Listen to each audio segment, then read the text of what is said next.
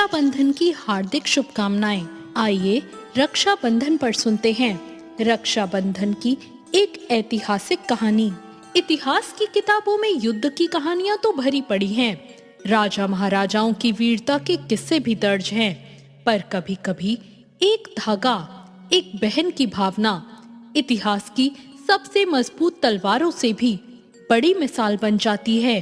वो समय था सन 1535 का, जब मेवाड़ की रानी कर्णावती, जो कि स्वाभिमान और साहस की प्रतीक थी, जो कि राणा सांगा की विधवा थी, वो अपने नन्हे बेटे उदय सिंह के साथ एक समूचे राज्य को संभाल रही थी और उन्होंने पूरे मेवाड़ की जिम्मेदारी अपने कंधों पर उठा रखी थी।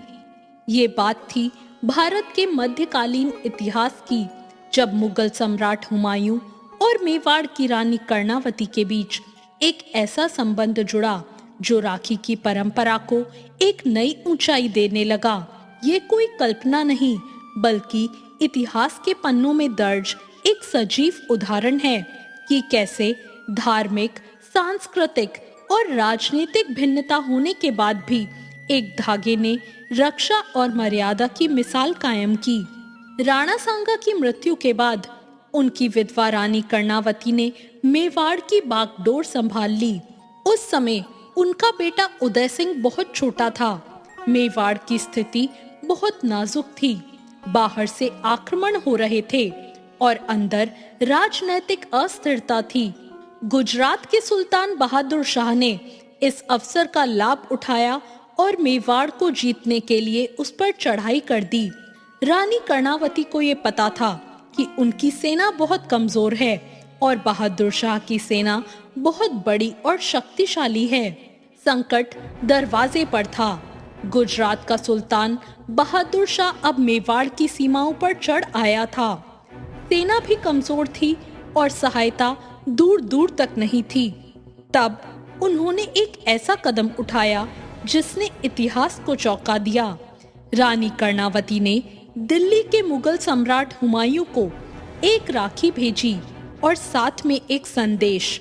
हाँ, एक मुस्लिम सम्राट को एक हिंदू रानी ने अपना भाई मानकर अपनी रक्षा की गुहार की। हुमायूं उस समय किसी और युद्ध में उलझा था, पर जब उसे रानी कर्णावती की राखी और उनका संदेश मिला तो वो ठहर गया।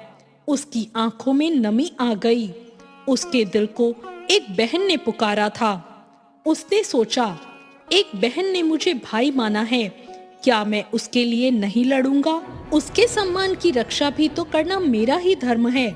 एक बहन की पुकार पर यदि मैं ना गया तो ये ताज की सबसे बड़ी शर्म होगी।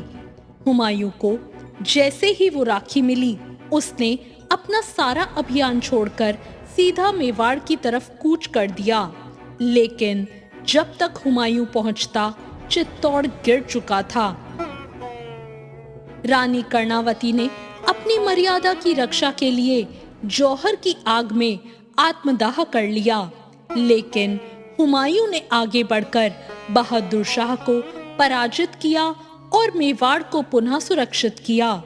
हुमायूं को अपनी बहन को ना बचा पाने का दुख था, इसलिए हुमायूं ने रानी के पुत्र उदय सिंह को वहां का उत्तराधिकारी और राजा घोषित कर दिया और उनकी देखभाल की व्यवस्था भी करी।